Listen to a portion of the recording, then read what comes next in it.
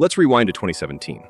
Bitcoin is just under $5,000, an all-time high at the time, and crypto's first true bull run is underway.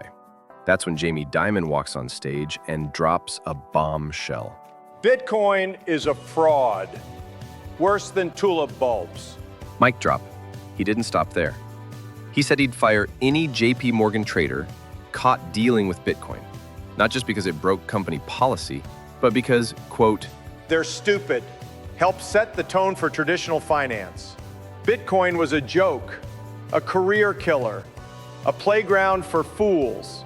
Just 1 month after calling Bitcoin a fraud, Dimon changed his tune. Kind of. I could care less about Bitcoin, but blockchain is a good technology. We actually use it. God bless the blockchain. So there it was. The first fork in the road. JP Morgan wasn't anti-crypto, it was anti-Bitcoin, and that's a big distinction. Because while Jamie Dimon was telling the world that Bitcoin was stupid, his bank was quietly experimenting with blockchain. What if Bitcoin could act as a reserve asset for long-dated liabilities?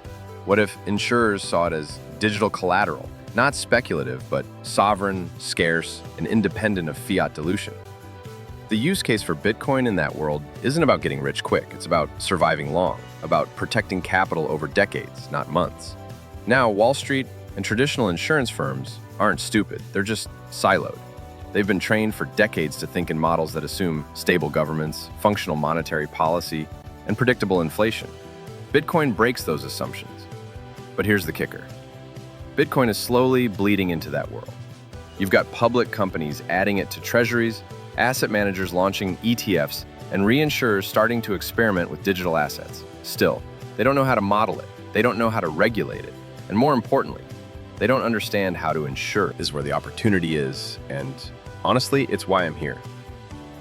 There's a desperate need for bridge builders, people who can speak both Bitcoin and insurance, who can explain volatility not as a bug, but as a feature, who can reframe Bitcoin as a tech stock, but as a monetary foundation, and insurance policy on monetary policy itself. Likewise, Bitcoiners need to understand how insurance protects everything from life to property to supply chains, and how incorporating Bitcoin into those mechanisms makes them more resilient.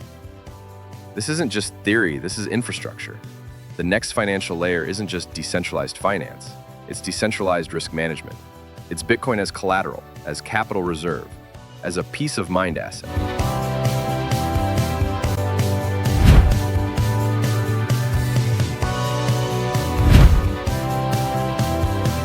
This is where the bridge needs to be built. Actuaries, underwriters, CFOs, they need to see Bitcoin not as a bet, but as a hedge, a portfolio diversifier, a liquidity layer, a long-term inflation sink. That takes education, risk modeling, real-world case studies. We need pilot programs, maybe reinsurers testing 1% Bitcoin allocations for long-dated tail events. Maybe parametric policies with BEC-settled claims. Maybe Bitcoin-denominated reinsurance pools for catastrophe bonds. This is the hard, boring work, but it's what unlocks real change. Some institutions are already inching closer. Fidelity has integrated Bitcoin into retirement options. BlackRock and Franklin Templeton are bringing ETFs to market. MicroStrategy holds over $15 billion in Bitcoin as a reserve strategy. Insurance, still early, but it will come, because the pressures that Bitcoin solves are only intensifying. Inflation, fiscal instability, geopolitical fragmentation, fiat skepticism.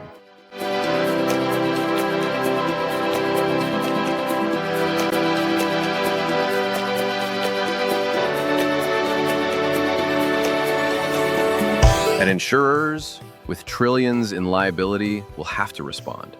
If Bitcoin is digital gold, it's also digital rebar, structural support for a weakening global financial frame. As insurance becomes more global and more fragile, we need monetary assets that can survive uncertainty, not just financially, but geopolitically. Bitcoin is not perfect. It's not a panacea, but it is a tool, and perhaps the most important financial tool we've ever discovered to defend value against time, politics, and entropy. The question is no longer, will it be adopted? It's how fast and who moves first. because once the carriers get it, the floodgates open.